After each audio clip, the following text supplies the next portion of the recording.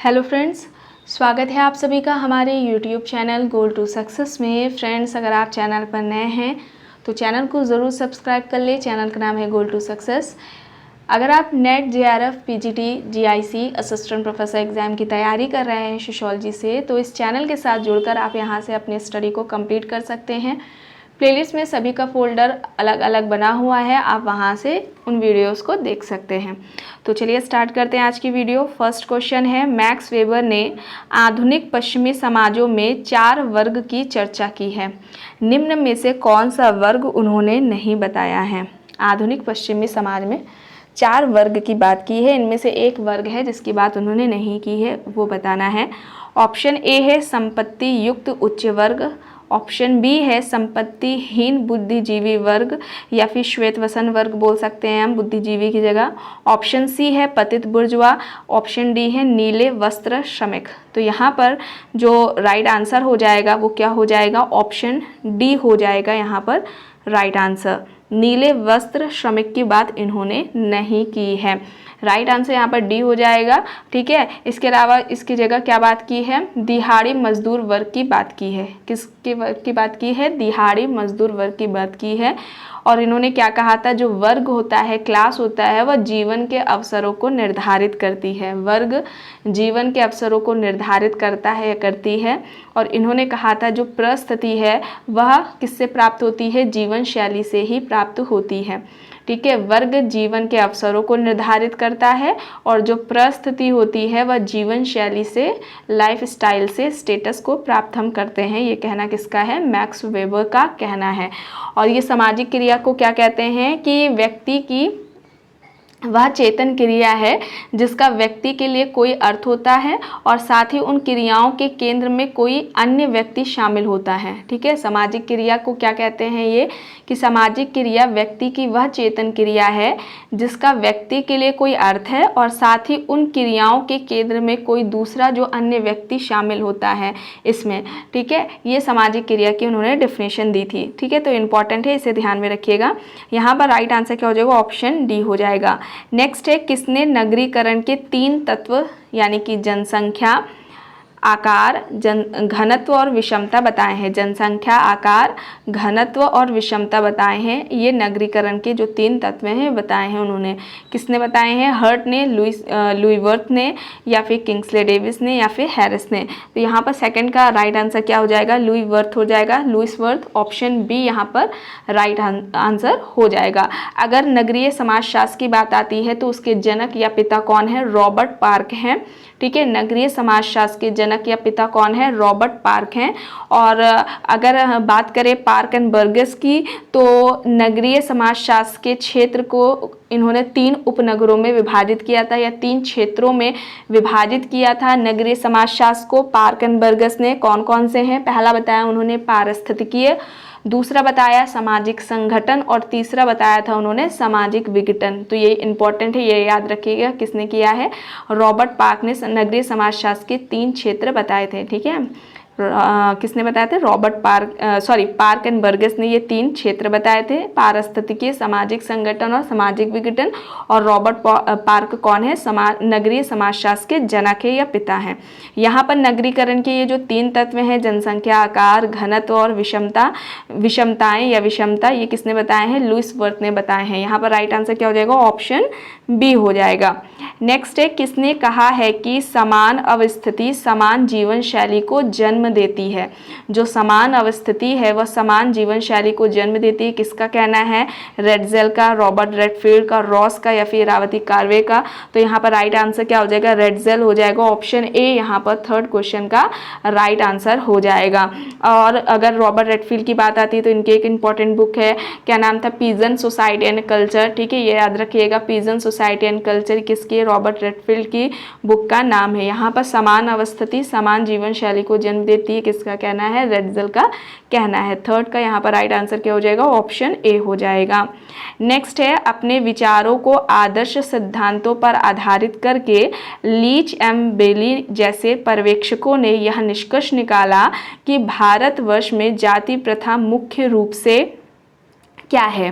ठीक है, किसने बताया है? अपने विचारों को आदर्श सिद्धांतों पर आधारित करके लीच एंड बेली जैसे जो पर्यवेक्षक हैं, इन्होंने निष्कर्ष निकाला कि भारतवर्ष में जाति प्रथा मुख्य रूप से क्या है? एक गैर प्रतियोगी व्यवस्था है, एक प्रतियोगी व्यवस्था है, प्रतियोगी एवं गैर प्रतियोगी दोनों व्यवस्था है, या फिर ऑप्शन डी, ना तो प्रतियोगी और ना ही गैर प्रतियोगी व्यवस्था है। तो यहाँ पर राइट आंसर क्या हो जाएगा? एक जो जाति प्रथा है वह एक प्रतियोगी व्यवस्था है। ऐसा कहना किसका है? लीच एंड बेली का है कहना। ठीक है, एक प्रतियोगी व्यवस्था है जाति प्रथा। ऑप्शन बी यहाँ पर राइट आंसर हो जाएगा। नेक्स्ट है, किसने जनसंख्या का वृद्धिघात वक्र सिद्धांत दिया है? सैडलर, माल्थस, रेमंड पर्ल या फिर कैस्ट्रो ने? तो यहाँ पर फिफ्थ क्वेश्चन का राइट आंसर रेमंड पर्ल हो जाएगा। ऑप्शन सी यहाँ पर राइट आंसर हो जाएगा। अच्छा, जो वृद्धिघात वक्र सिद्धांत है वो किस बुक में दिया है? तो बुक नोट कर लीजिए, the biology of population growth है बुक का नाम। The biology of population growth ये रेमंड पर्ल की बुक है, जिसमें इन्होंने वृद्धिघात वक्र सिद्धांत दिया हुआ है। ये क्या कहते हैं? कहते हैं कि जो जनसंख्या होती है वह हमेशा एक समान गति से नहीं बढ़ती है, और जो जनसंख्या बढ़ने की जो गति है वो समय समय पर क्या होती है? बदलती रहती है। ठीक है, जनसंख्या बढ़ती भी है, घटती भी है, चढ़ती है, गिरती है, तेजी से या फिर धीमी गति से बढ़ती है। कुल मिलाकर कहें तो यह हमेशा क्या करती है? बढ़ती ही रहती है।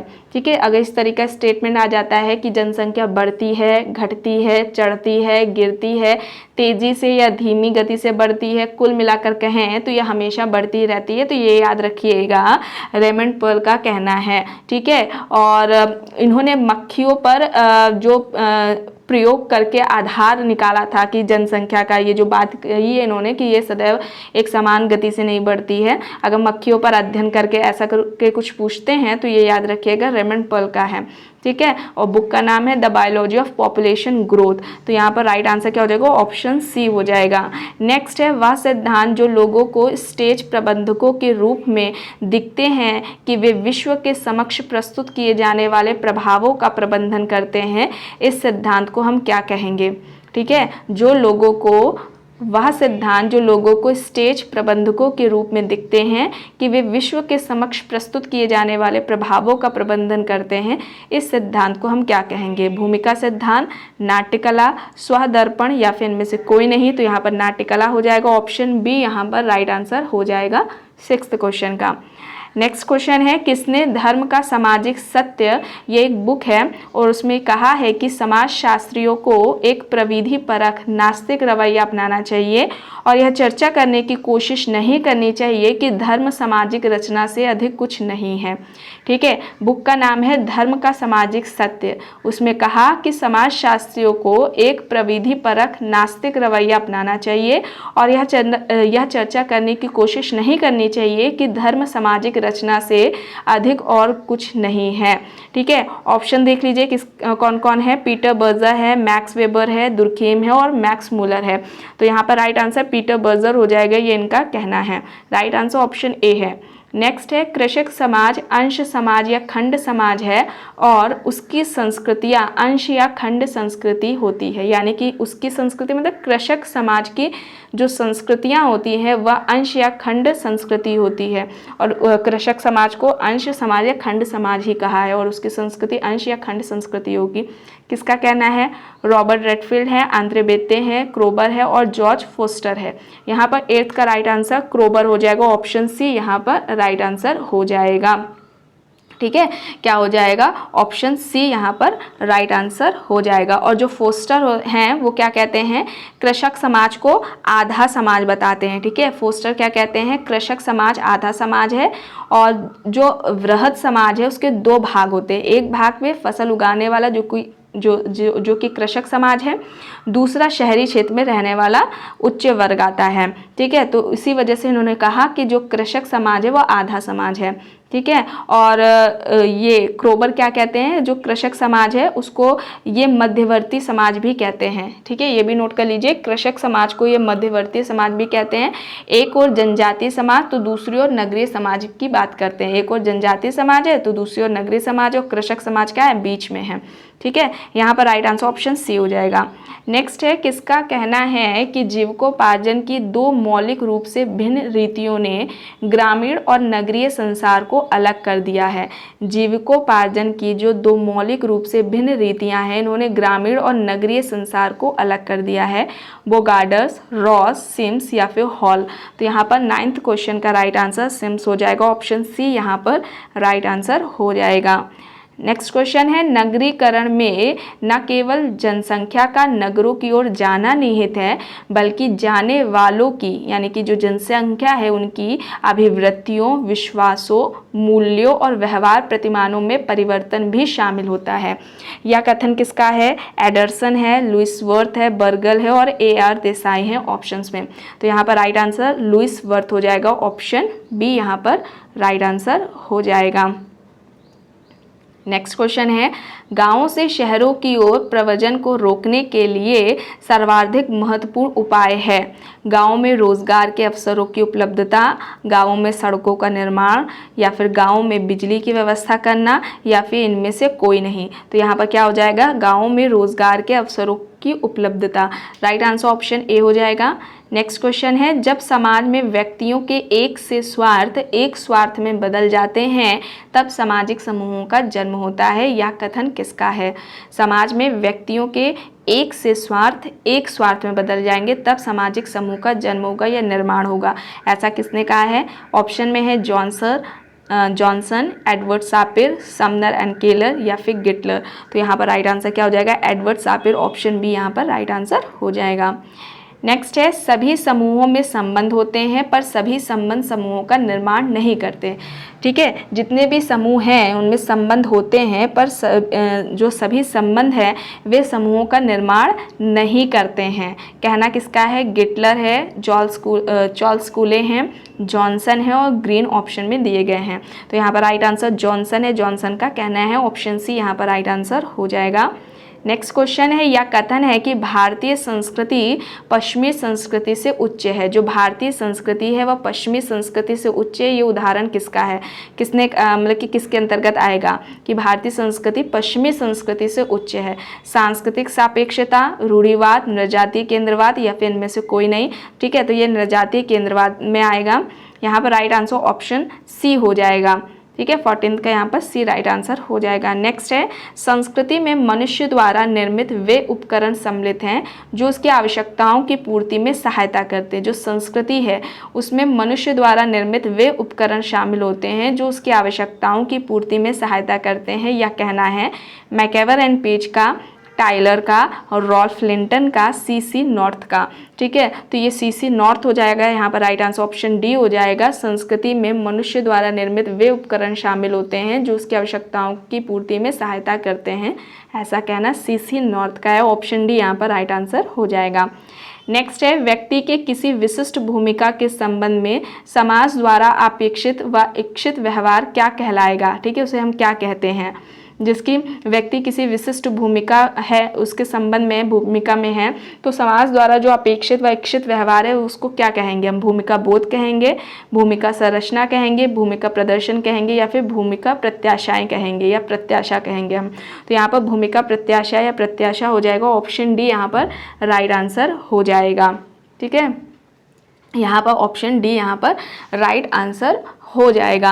अच्छा, भूमिका जो प्रत्याशाएं होती हैं उसमें किसी कार्य को हम जब करते हैं तो उसमें अन्य व्यक्तियों द्वारा बनाई गई एक धारणा होती है और इसमें स्वयं के संबंध में भी की गई अपेक्षाएं भी होती हैं और दूसरों की भी अपेक्षाएं इसमें शामिल होती हैं। ठीक है, यहाँ पर राइट आंसर क्या हो जाएगा? ऑप्शन डी हो जाएगा। नेक्स्ट क्वेश्चन है, किसके अनुसार समायोजन संघर्ष का स्वाभाविक परिणाम है? जो समायोजन होता है वह संघर्ष का स्वाभाविक परिणाम है। ऐसा कहना किसका है? ऑप्शन ए है कोजर, ऑप्शन बी है कार्ल मार्क्स, ऑप्शन सी है पार्क एंड बर्गेस, या फिर ऑप्शन डी है वेबर। तो यहाँ पर 17th का राइट आंसर क्या हो जाएगा, पार्क एंड बर्गेस हो जाएगा। ऑप्शन सी यहाँ पर 17th का राइट आंसर हो जाएगा। समायोजन की बात आती है तो इसकी विशेषताएं क्या होती है, इसमें कम से कम 2 व्यक्ति या 2 पक्ष का होना अनिवार्य होता है। ठीक है, यह संघर्ष के बाद जन्म लेती है, समायोजन संघर्ष के बाद होता है। ठीक है, स्थिति उत्पन्न होती है समायोजन की। फिर ये चेतन या अचेतन दोनों ही हो सकता है, और इसमें यानी कि समायोजन में प्रेम घृणा दोनों ही पाए जाते हैं। और समायोजन में क्या होता है, संघर्ष को अस्थायी रूप से टालने के लिए समायोजन होता है।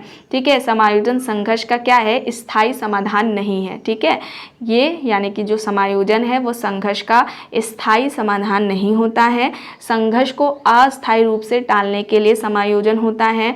फिर समायोजन में प्रेम और घृणा दोनों ही पाए जाते हैं। समायोजन चेतन या अचेतन दोनों तरह की प्रक्रिया है। ठीक है, यह संघर्ष यानी समायोजन संघर्ष के बाद जन्म लेता है, और समायोजन में 2 व्यक्ति या 2 पक्षों का होना अनिवार्य है। ठीक है, ये कुछ इसकी विशेषताएं थी समायोजन की। यहाँ पर समायोजन को संघर्ष का स्वाभाविक परिणाम माना है पार्क एंड बर्गेस ने। यहाँ पर राइट आंसर ऑप्शन सी है। नेक्स्ट है, इसमें से बताना है एक गलत युग्म को चुनना है, कौन सा है। मुख्य प्रस्थिति का कॉन्सेप्ट हिलर का है, प्रस्थिति पुंज मर्टन है, भूमिका दूरी पार्सन्स दिया हुआ है, भूमिका और प्रस्थिति की बात लिंटन ने की हुई है। तो यहाँ भूमिका दूरी ये गलत है, यहाँ पर गॉफमैन हो जाएगा। ठीक है, पार्सन्स की जगह गॉफमैन होगा, और बाकी के सब सही हैं। यहाँ पर 18th का राइट आंसर ऑप्शन सी हो जाएगा। नेक्स्ट है, भूमिका संघर्ष तब होता है जब, ऑप्शन ए कह रहा है व्यक्ति अपनी भूमिकाओं को लेकर स्पष्ट नहीं होता है तब भूमिका संघर्ष होता है, या फिर समाज के मानदंड सही नहीं होते हैं तब भूमिका संघर्ष होता है। ऑप्शन सी कह रहा है ए और बी दोनों ही हैं, या फिर ऑप्शन डी जब भूमिकाओं की अपेक्षाएं विरोधाभासी हो जाती हैं तब। ठीक है, क्या हो जाती हैं, जब भूमिकाओं की अपेक्षा विरोधाभासी होती है तब भूमिका संघर्ष होता है। तो यहाँ पर डी राइट आंसर है। 19th का राइट आंसर क्या हो जाएगा, ऑप्शन डी हो जाएगा। ठीक है, भूमिका संघर्ष तब होता है जब भूमिकाओं की जो अपेक्षाएं हैं वह विरोधाभासी हो जाती हैं।